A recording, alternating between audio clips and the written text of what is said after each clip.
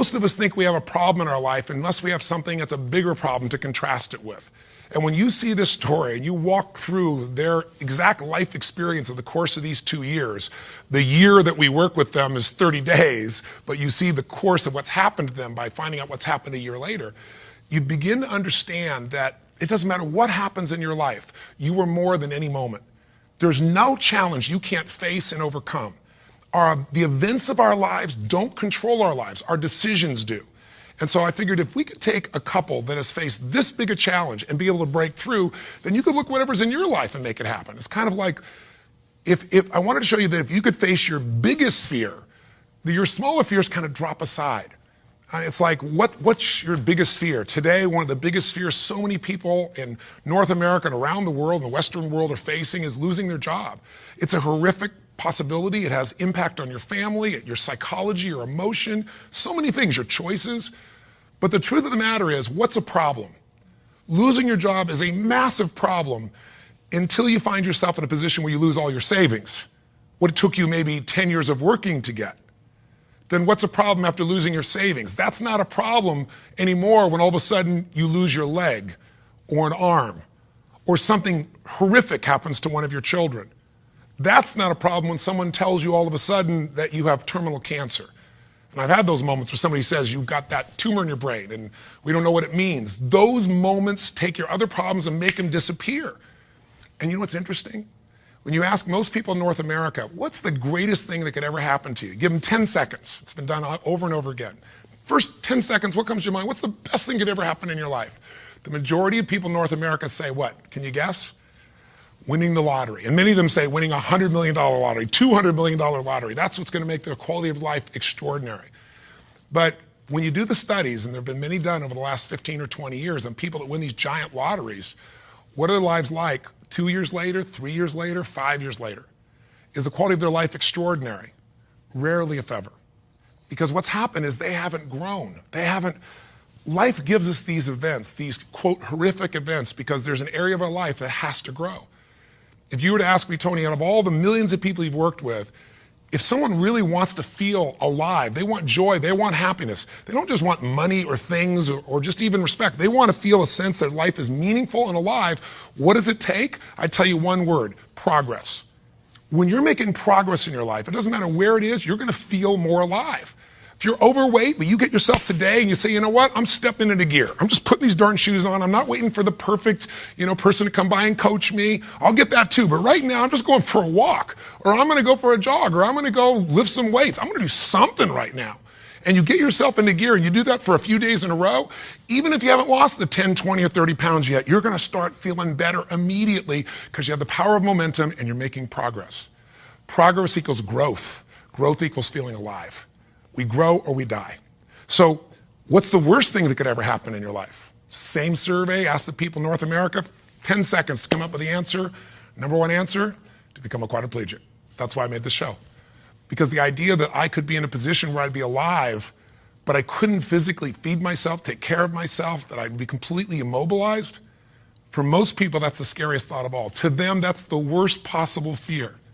So by going through this journey with Frank and Kristen, and experiencing their emotions and seeing and feeling that in 30 days they could go from trapped in their home where there is no possibility of a future, no idea of intimacy, no idea of children, to world travelers who are doing things they weren't doing before when he was, quote, supposedly able-bodied, happier and stronger and closer in their love than ever before. And you know it's real, and you see the results a year later as we do the follow-ups, and you haven't seen the follow-ups, be sure to see that and hear about the story of what's happened with them. When you get that experience, it affects you, because it isn't somebody verbally telling you a story. It's something you kind of went through. So the idea here is, I'm sure you have some other fears outside the one we just came up with. Whatever you're afraid of, the job, the loss of relationship, trust me, it's small. If you'll face a bigger fear, that little fear will start to be handled pretty easily. That's why when all of us go through in our lives extreme stress, we're all going to go through it. You're going to have a home burned down. Or something's going to happen to somebody you love, or someone's going to pass before you're prepared for it, which is almost always. Or you're going to find yourself in a financial situation that feels like you can't turn it around. Or you might feel like personal character assassination, or maybe you get mugged, or maybe you get a terminal disease. We all will face multiple times in our life extreme stress. The difference in people's lives is not what we face, it's what we do with what we face. You can take yourself from a place where in the face of absolute total tragedy, you triumph. But it requires making some new decisions, taking some new actions, and mastering a part of yourself that can unleash all of your power and ability as a human being. That human spirit, as corny as it sounds, can be channeled in a very specific way. And if you do, the game of life changes. So I'll give you another example outside Frank and Kristen. A friend of mine who just passed recently, he's always been a deep inspiration to me. His name is Art Berg. And Art's a guy that was a young man, good looking, strong, athletic. He lived in Utah. And he fell in love with his absolute sweetheart. She was, the most popular girl, the most attractive girl. She met all the criteria of a college boy. And his buddy and he are driving across the state to go to where he's going to get married. And he falls asleep in the back seat while his best friend is driving. And his best friend falls asleep in the middle of the night as they're driving. My friend Art Berg woke up rather intensely on the desert floor with the car upside down, his legs trapped beneath it, and unable to feel anything. He became a quadriplegic in an instant. His friend actually was beat up but actually survived. Now, what do you do in a situation like that? Well, the first thing most people do is they want to curse God or they want to curse their friend. It's not their fault. Most of what happens in our lives is not our fault, but what we do with it is going to determine the quality of our lives. Sometimes it is our fault, let's be honest. But lots of times, events happen. Stuff happens, or whatever word you want to replace stuff with. You know what I'm talking about. But what's different about this man is he made a different set of decisions. On that day, he said to himself, you know what? I got two choices. I can live here in the dirt and live and suffer the rest of my life for what I've lost, or I can figure out how to maximize what I have. He developed this mindset. His mindset was, before the accident, there were about probably 10,000 things I could do. After the accident, he said I could probably do 9,000 things. Before the accident, I was probably not even doing 500 of those things. I'm going to do more while I am now. And he did. He became an entrepreneur, started his own bookstore, and became very successful. He married the same childhood sweetheart because this man was so inspirational to be around. It didn't matter what he was in a chair. She loved him. He had 2 children, one of the greatest gifts of life.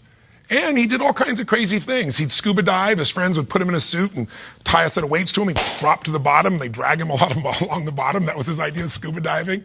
He was an incredible human being, and he lived an incredibly full life filled with joy. The worst thing ever happened to you, be a quadriplegic. The best thing, win a lottery and feel like everybody wants something from you and you didn't earn it, and there's no sense of joy and everything's about trying to hang on to what you got. What is the best thing that could happen to you? What is the worst? The worst is not to take control of the force that controls your life. And that force is human emotion. I want you to think about this and answer a question for me if you would. What really changed Frank and Kristen's quality of life? What changed them? You can see the change. You can see it even more a year later, that it's continued to happen. What made the change possible? Did you get it? Did you see it? The answer is simple. We changed the emotional pattern that was controlling their life. And you and I have emotional patterns that are controlling us right now. Whether we're aware of it consciously or not doesn't matter. It's the force that is shaping you. It's shaping your relationship. It's shaping your finances. It's shaping your career. It's shaping the amount of joy or unhappiness or suffering or excitement you have right now in this moment. But it's an invisible force most of us never take a look at. You might want to take a look at it right now through the eyes of what we did with Frank and Kristen. Now, what was the emotional pattern that was dominating them at the beginning of the show? You could feel it, couldn't you? And there was this feeling of death, that there was no future, probably the most common belief system in people in North America and now in Europe. 60% of Americans now believe that the future is going to be worse than the past for themselves and for their kids. 70% of Germans and Europeans, I think it's 80% according to the Pew study recently in France. Around the world, we're starting to believe that circumstances control who we are. Don't get me wrong, circumstances play a huge impact. Events play a huge impact on your life, but they're not the ultimate determining factor. The force of human spirit or emotion is it. With the right emotion, you can unleash things you could never dream of. And I know you know this is true. So take a look, let's analyze. Where do these two live after the accident? Well, where would you live if you were Kristen? You've lost your future, supposedly. There's no intimacy. There's no chance of children. You've become the full-time nurse to your husband who you love, but now you're changing his catheter every few hours. You're afraid to leave the house because you're afraid, what if he falls over? He may stop breathing. There's no life. So she goes from the emotions of feeling depressed for the life she's lost, to feeling angry. I call it a crazy 8. We get tired of feeling sad, and then we'll get angry for a while, and then we beat ourselves up for being angry at ourselves or God or our partner, and then we get all depressed again. It's a common pattern. You don't have to have something like their event happen in your life to get stuck in a crazy 8. But interestingly enough, she's living in that place, and now what's Frank doing? Frank wants to help his wife, but he's got a limitation we got to break through. He's got a belief. All breakthroughs start with a change in your beliefs. Because once you believe how something is, that means you're certain that's how it is. If you're certain it can't change, you're right, it can't. I can't convince you, no one else can convince you. And Frank's thinking, I'm helpless and I've harmed my wife. And he's living with the emotions of guilt and sadness and depression. And when he's tired of that, he gets completely overwhelmed because he says, if I just would have not jumped in, or if I would have jumped in a different spot, or a million other things that they were different, then I wouldn't have destroyed my wife's life. Instead of saying, my wife needs me right now, and I don't give a damn if I'm trapped physically in this chair, my soul, my spirit's gonna reach her. That's my assignment, to get him to remember that power. To not only get him to remember it, but to get him to use it and shift his wife. And that's what we did through this process. How? Well, the process really was giving him a series of experiences that would change his entire belief about who he is. I could try to tell him, oh, here's what you can do. Yeah, I'm 6'7" and I obviously have use of all my appendages. Easy for me, right? But if I get him to have some experiences, like I bring him to Fiji and I show him he can get out of the house, more than get out of the house, become a world traveler and go through all the challenges that are part of that if you watch our little section of the story behind the story, you'll hear some things that weren't in the show about that, by the way. But I get him to travel to Fiji, and the first thing I got to do with him is I got to get him to experience, not know intellectually, but experience he can make a difference for his wife. He is not helpless. She needs him, and he can transform her. He can take her from crying, sad, out of control, angry, to laughing and giggling and feeling love that fast. It's a beautiful moment in the show if you watched. And all it is something called presence. Something if you're not clear about, do some homework, follow up with us or someone else, figure out how to create that, because that's what changes relationships. Presence. It works. And Frank starts to understand, not verbally, but by his own experience, hey, I don't have to live in that sadness or that feeling of being unworthy or that feeling of being overwhelmed. I can matter. I can matter to her. I don't have to be the person she just takes care of. It was a huge shift in the experience.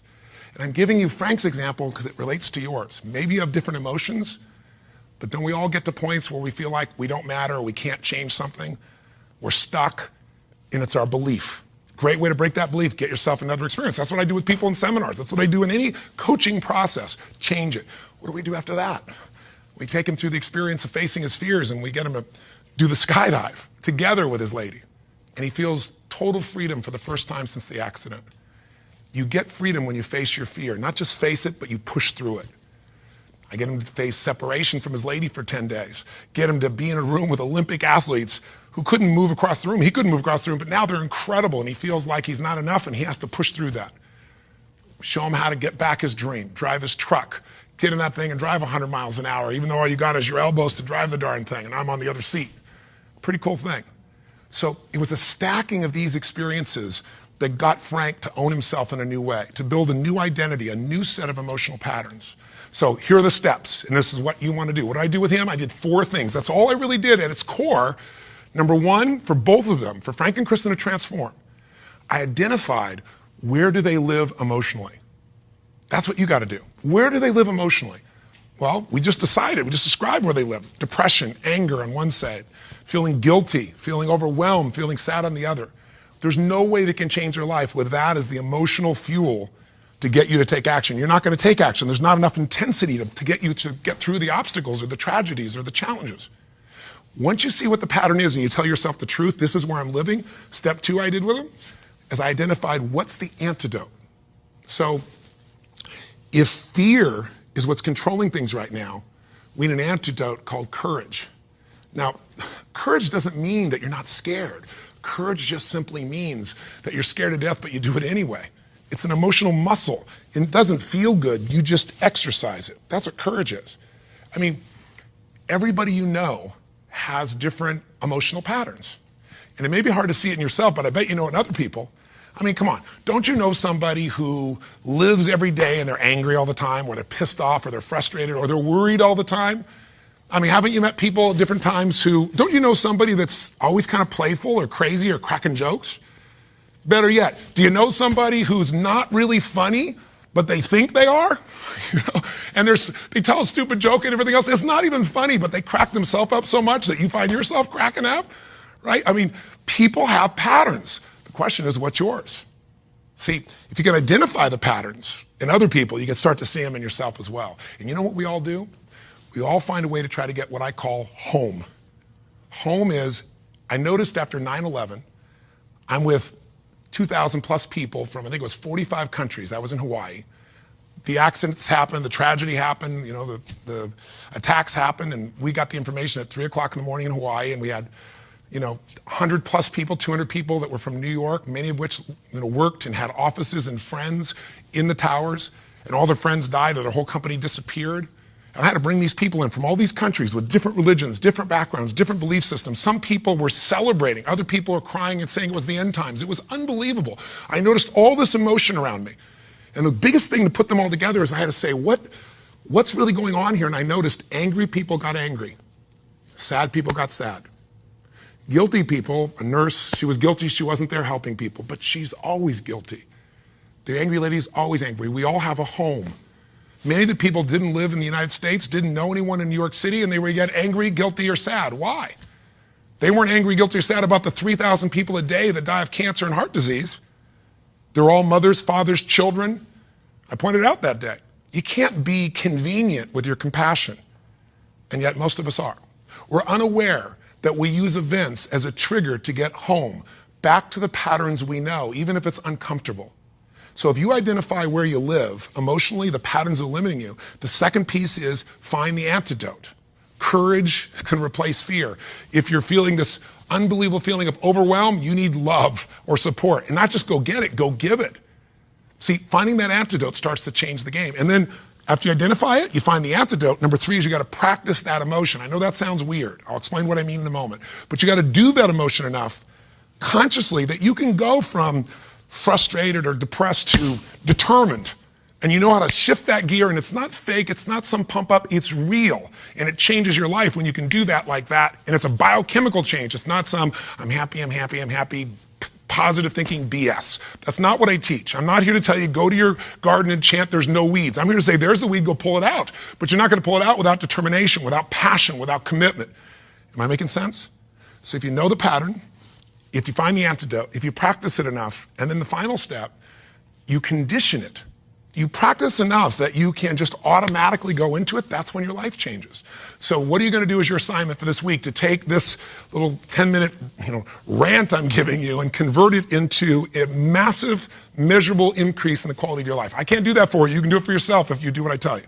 Here's what you're going to do. Step 1, and this will be on the web as well. Step 1, you got to identify where you live. So where do you live? Where do you live emotionally? You personally, just like we did with Frank and Kristen. There are thousands of emotions. There's 4,000 words in the English language, I should say, for different individual emotions. I did the research on it years ago. I'm gonna have you take out a piece of paper, pen, take out your notebook, computer, get a page. On one side, one column, write all the emotions that you experience at least once a week that empower you in some way. Love, passion, excitement, creativity, whatever it is. Peace, determination, I don't know, what are yours? I want you to write the emotions, though, you don't experience once in a while. The ones you experience at least once a week in a powerful way and really feel it. Not an emotion you feel once every blue moon. On the other side of that page, or if you do it on our little application or wherever we put it here, the other side I want you to write all the negative emotions, or to be more fair, all emotions can be positive if you use them, all the disempowering emotions, the ones that tend to put you in a state where you don't follow through. And I want you on that side to write all of them and do it simultaneously. Just keep making your list. What are the emotions I go into that mess me up, like feeling frustrated or overwhelmed or lost or alone or depressed or pissed off and rageful, whatever it is you go. And again, not emotions you experience once in a while, the ones you experience at least once a week. So make a list of all the emotions you experience at least once a week, ones that empower you, ones that disempower you, on the list. That's step 1. That's identifying where you live. And circle the top 2 out of the whole list that you experience most often that are empowering, and the top 2 you experience most often that are disempowering. That'll be step 1. Now, I'm trying to explain it to you here, it'll be right in front of you as well, so if you forget what I'm saying, it's going to be on the little checklist. But I want you to know what I mean. Step 2, Let's identify the solution. So you look at your list, and you see on the disempowering list, I got sadness and depression, or I got feeling lonely, or I've got feeling rage and anger, or I got feeling fear. What emotional state would you like to feel in that situation that would change your life? If it's fear, maybe it's courage. Again, courage doesn't mean it's easy, doesn't mean you feel, confident. It just means you're going to do it anyway. Maybe it's determination. Maybe instead of feeling alone, you feel loving and you go give to somebody else. What's the antidote? What's an emotional pattern that if you live that, it would change the game? Is it faith? Is it passion? Is it courage? Is it playfulness? You're taking things just too damn seriously. You've forgotten perspective. Go watch the show again. See if you really have a problem. See if your problems are as challenging as the people you just saw who transformed their tragedy into something tremendous, something beautiful, something magnificent, something meaningful, something that can even help other people that are watching. That's the beauty. So that's the second step. What's the antidote? Come up with your antidote emotion. Step 3 is you got to practice that emotion. Now, I know that sounds silly, stupid, kind of weird. But if you came to a seminar with me, you'd see, 3,000, 10,000 people. And we do this, and we condition that a new emotion till you can shift gears. Have you ever heard about the fire walk? It's not about the fire walk. I do skydiving, all kinds of crazy stuff. It's a metaphor for how do I go from afraid, fire's metaphor for whatever you don't follow through on your life, whatever holds you back, to snapping and going to a state of mind where I just move through. It's not this big mind over matter thing. It's mind over emotion. It's shifting. And when you learn how to go from scared to determined in action, what can't you do in your life? So we show you how to do that. But for right now, I'll give you just a quick example. Understand that emotion is really created by motion, by the way you use your body. So quick example, real quick. Imagine a time when you know someone who's depressed or you were depressed. You ever felt that way? I'm sure you have at some time. And think about what you do with your body. When somebody's depressed, do they get all excited, talk faster, gesture? No. Everything kind of slows down, doesn't it? What happens to your shoulders? They drop. Where's your head when you're depressed? Drops. Where's your breathing? Full or shallow? It becomes shallow. You talk loud and fast or slow and quiet? Slow and quiet, more hesitant. Now, emotion is created by motion. You can try and think yourself into I'm happy. But if you go, I'm happy, and your body's like this, nothing's going to change. We can change our biochemistry by eating, by taking a drug, by smoking a cigarette, because then you take a different breath, you eat food you like, you fill up your tummy, and you start to breathe nice. Your whole mental, emotional state changes, doesn't it? So what I'm saying is you don't need the cigarette, you don't actually need the food. You can just physically learn to say, this is what I do when I'm depressed, this is what I do when I'm most determined. There's this gesture I made. I remember one time when I was a kid, or one time I got pissed off and what did I do? I made a gesture, I stood taller, I looked the person in the eye, I spoke with more authority. Now, my idea of passion and determination may be a little over the top for you, and I get it. I'm a crazy mofo, and I'm a passionate human being, but you can do your version. What do you do when you're really feeling something like determined? What do you do when you are passionate? With your face, with your voice, with your body. Just practice and make a contrast. Here's what I do when I'm sad. Here's what I do when I feel loved. Here's what I do when I'm worried. Here's what I do when I'm determined. That's what I mean by practice. And I'd love to have you in an event, but I'm trying to give this to you so you can do it right now, and you can. And maybe this would be helpful to do with friends so they can give you feedback and say, here's what you do. I see you do this when you're really strong. I see you do that when you're kind of weak. That's the third step. Practice. Now, what's the assignment? Figure out your emotions. Where do you live? Positive, negative. What are the big primary antidotes? What emotions do you need? Practice the emotions you need so you can go into them a few times. Sounds a little weird, but if you do it, you'll see it's actually quite fun. Feels powerful. Maybe do it with a friend. That's the easy way to do it. And condition it. And that means take the next 3 days, do this 3 times. Figure out the difference and shift from not sure, worried to determined. From overwhelmed, I don't know what to do, to focused. And you just deliberately, physically make the change from one to the other. 3 times for 3 days. If you're bold, do it for 7. But if you do this 3 or 4 times a day for 3 to 7 days, you'll start to get a pattern in your body. And the pattern in your body, a new pattern, means a new life. Our life's a reflection of our emotional patterns. If you live in sadness and depression, you could have $1 billion and your life is called sad and depressed. If you're living feeling grateful, feeling alive, feeling passionate, your life is filled with gratitude and passion. Doesn't matter what's happening anywhere else. And you can face any challenge from those emotions and you can overcome. Does this make sense? This is how you can take what you watched in that show and convert it into some actions that'll change you. Very simple approach. Or come see me or get some coaching. I've got all kinds of resources, but this is something you can do right now. You don't need anybody else to make happen. You just need a little ability to take action. Make sense? And if you haven't seen the show, for God's sakes, go on Hulu and watch the show, or all this will just sound like a bunch of words. If you've had the experience, you know what I'm talking about, and you've witnessed it, it'll be real in you right now, and you'll get a sense of what you can do to move forward. And if you can't find it on Hulu, once again, send us a little email and we'll make sure we find a way for you to be able to observe or experience the show directly. And last thing I'll say to you is the best way to keep something in your body is share it with somebody else. The whole philosophy of my life has been, if your life's going to be meaningful, you can't just be about me, you got to be about we.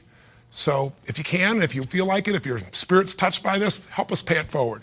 Share this with your friends. You can share the clip of our show. You can share this little section.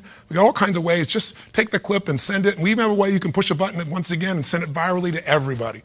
Everybody who's on your email list. We'd love it if that works for you. If you don't, we're totally respectful of that. But in the end, I can promise you one thing. If you will do this, if you'll discover your current emotional pattern and you'll change it through a little bit of practice over and over again, you will change the quality of your life no matter what you're facing. Make sense? Thanks for taking the time. I hope this was close to 10 minutes. I went a little crazy, but it's really just designed to try to really serve you. So till I see you again, hopefully next week, live strong and live with passion. God bless.